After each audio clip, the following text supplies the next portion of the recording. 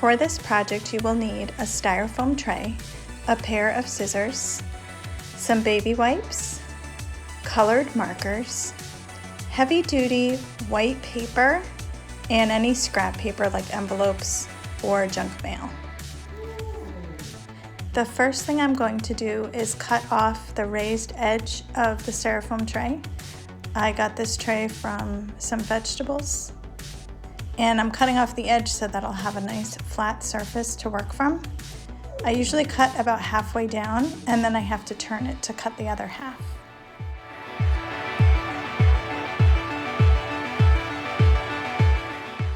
I'm going to cut the edges off of the other 3 sides so that I'll have a nice flat surface.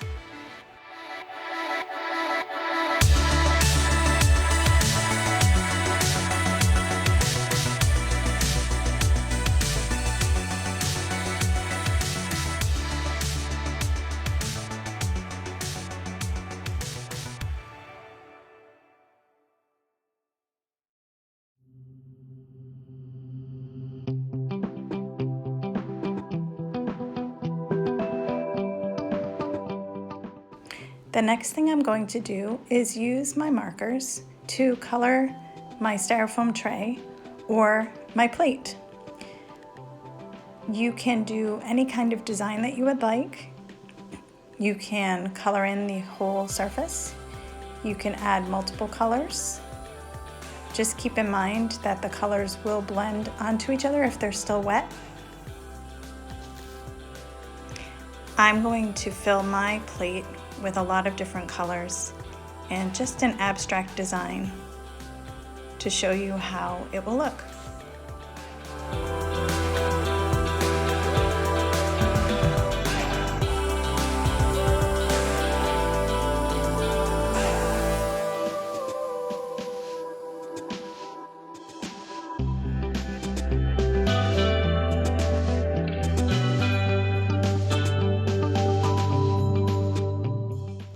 Now I'm going to get a baby wipe, and I'm going to get a piece of paper. I found if the paper is a little bit thicker, it will work better. I'm going to put my plate aside, and with the baby wipe, I'm going to dampen the paper where I am going to put my print. You want to make sure that you cover the entire area where you will be printing. You don't want to rub too hard. You don't want pieces of the paper to come off. And you'll notice that it will start to curl a little bit when it gets damp. That's normal. I like to put my paper down on top of my plate, so I'm turning it over so the damp side is down. And then with one hand I'm holding it in place, while with the other hand I'm using my fingers to rub with a pretty good pressure over the entire surface of the plate. I want to make sure that I get every part of it, the corners, the edges, the center, so that my print will print really evenly. When you think you've finished, you can pull up a corner to check and then pull your print. And you can see that's what came off of my plate. This type of print is called a monotype because you only get one image from it.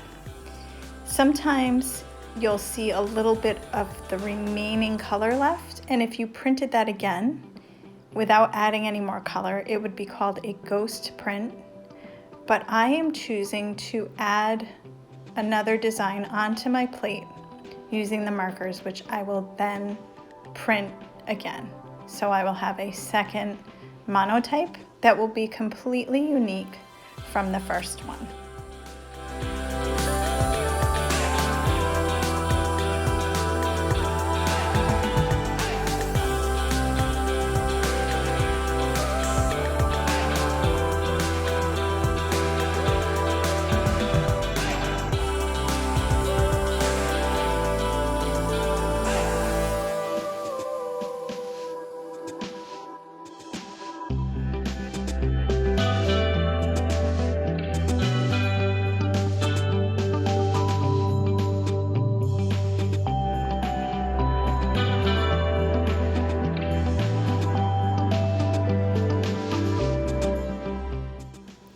So now I'm ready to print my second image. I'm going to use the same piece of paper and the same baby wipe. I'm going over the entire area that I want to dampen. I want to make sure that I cover the whole thing. And I will lay my paper on top and follow the same process. I hold it with one hand while I rub with the other so that my paper doesn't shift around. I want to make sure that I get a crisp image. I don't want it to blur.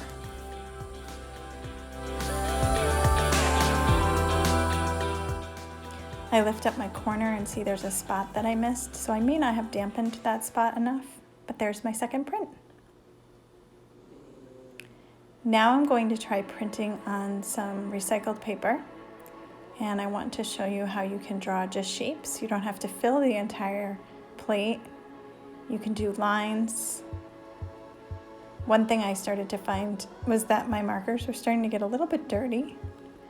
You can clean them on a scrap piece of paper.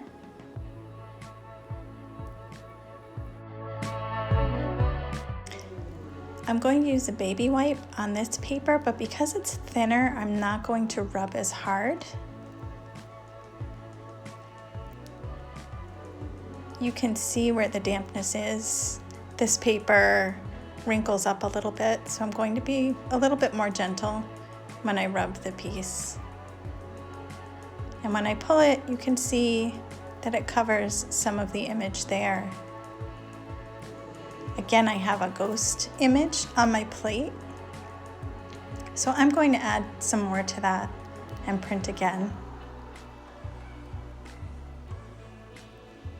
I'm also going to show you how you can write words. So with printmaking, everything will print backwards. So when I put it on my plate, I need to put it on backwards so that it will print correctly. I'm going to use the inside of this envelope because I like the pattern that's on it, and I want to see how it will look if I print. And again, it gets kind of wrinkled and very wet. So instead of rubbing the way I was before, I find that just pressing it firmly is a better way. And there you can see how that prints. So if I want to write something backwards and I don't know how, I can write it forwards, flip the paper over so that I can see through it and trace it. And then I can see how to write it backwards.